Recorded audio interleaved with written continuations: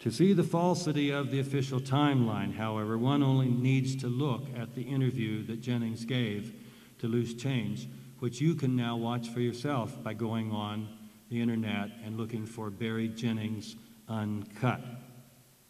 In any case, the death of Barry Jennings may well indicate just how threatening the truth about Building 7 is to the official conspiracy theory. I will point out one more way in which Building 7 has proved to be the Achilles heel. I mentioned earlier that it came down in virtual free fall.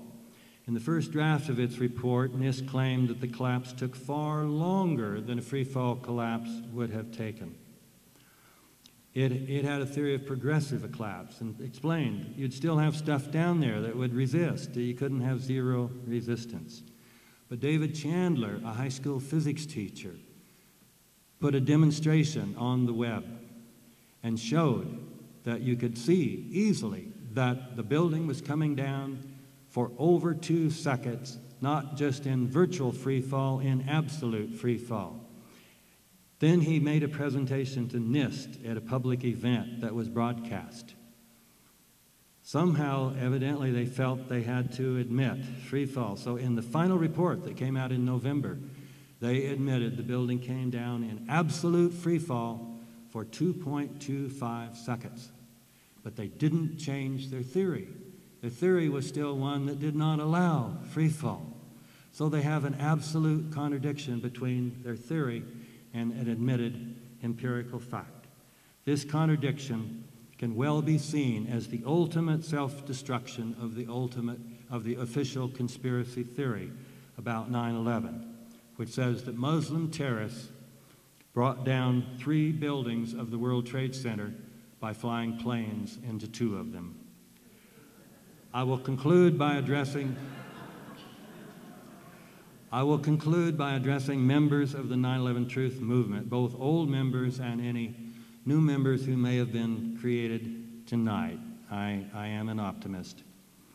Rather than letting up on our efforts to get the truth out about 9/11, now is the time to work even harder. For one thing, the cultural climate seems to have changed dramatically. When my first 2 books appeared, Publishers Weekly, which is the Bible for bookstores and libraries about what books are worth buying, they panned these books, ridiculed them as conspiracy theory. In 2008, November, the new Pearl Harbor Revisited was Pick of the Week by Publishers Weekly. Now, I say that not to brag, but that too, but I say it to stress the difference. Though back in 2004, 2005, it was not okay. A respectable organization couldn't name a book that says 9/11 is an inside job as a good book. But in 2008, that was possible. So it looks like a sea change has occurred in our culture, that this can be a bellwether. Secondly, we have a new president in town, and he has pledged to base his administration's policies on good science and good intelligence. I suggest that part of the 9/11 Truth movements now be aimed at the president to convince him that a new investigation is needed. He is a lawyer, a politician, and a religious man.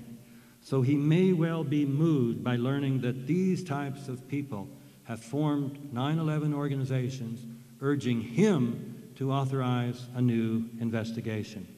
So besides carrying forward all our other activities, we should do everything we can to bring more scientists into the movement, to build up the size of lawyers for 9/11 Truth, religious leaders for 9/11 Truth, intelligence officers for 9/11 Truth, and especially political leaders for 9/11 Truth, because this is now what is most needed.